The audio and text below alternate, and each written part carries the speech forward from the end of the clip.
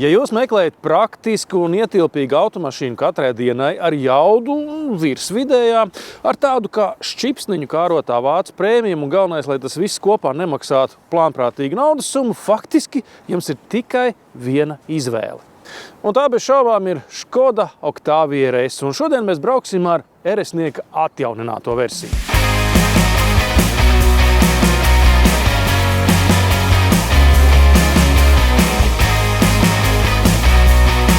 RS modelis tika modernizēts vienlaikus ar Octavia pamatmodeli. Sporta versija iegūda ne tikai jauna dizaina lukturs, bet arī 20 papildus zirgspēkus. Tagad jauda ir 265 zirgspēki, tikpat cik Škoda Kodiaq RS.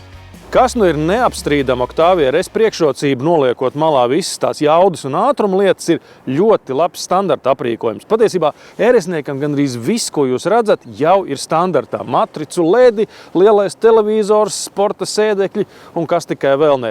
Viena no nedaudzajām pozīcijām, par ko RS tomēr ir jāpiemaksā, ir īpašāka krāsa.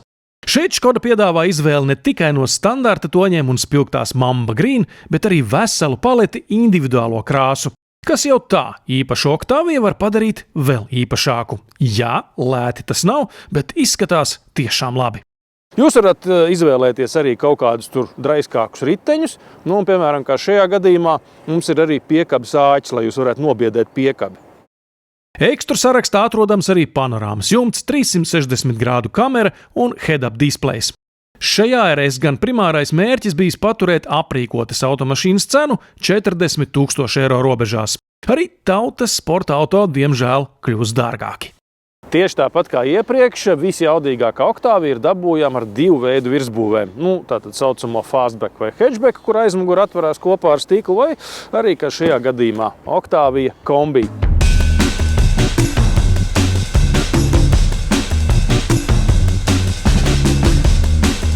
Lai katru dienu pie Octavia RS stūris padarītu īpašu, recepte nav mainījusies.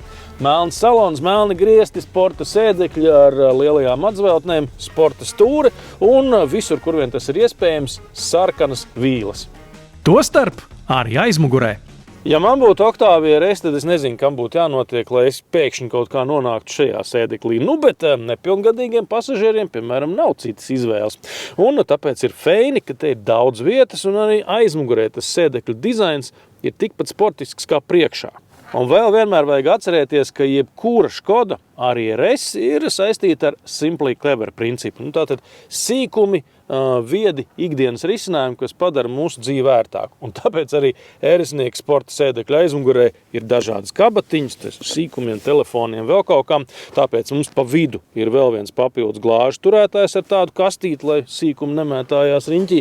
Un tajā pašā laikā mums ir arī parocens, kurā ir vēl viens atlokāms glāžu turētājs.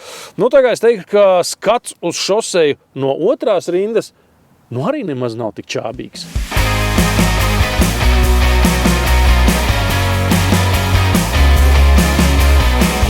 Gadu gaitā Octavia RS ir izgājusi visas attīstības fāzes no wannabe rallija automašīnas līdz tādam pārlieku cietam universālim.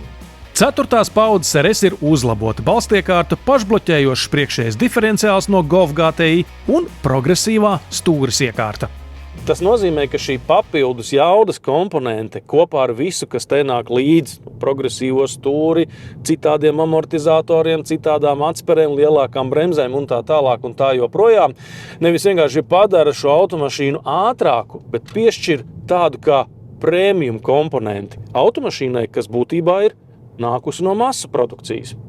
Tādējādi 6,5 sekundes līdz 100 ir drīzāk patīkama piedeva talantiem, ko varam likt lietā daudz biežāk nekā vienkārši pātrinājumu taisnē.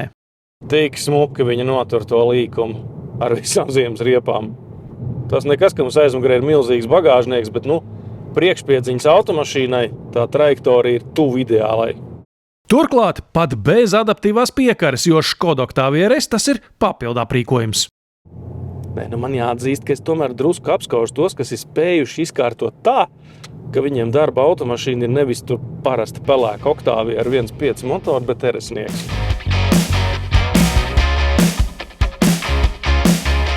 Saskaņā ar statistiku tikai 5% no visām Latvijā pārdotajām jaunajām Octavijām ir RS modeļi. Citās valstīs šis īpatsvars ir lielāks. Laikam tāpēc, ka Kodiaq RS pie mums ir drusku pieprasītāks, kā jau crossover zemē vispār. Un tomēr jāsaka, ka Octavia RS pēc cenas, snieguma un praktiskuma attiecības ir gandrīz vai nepārspējama automašīna.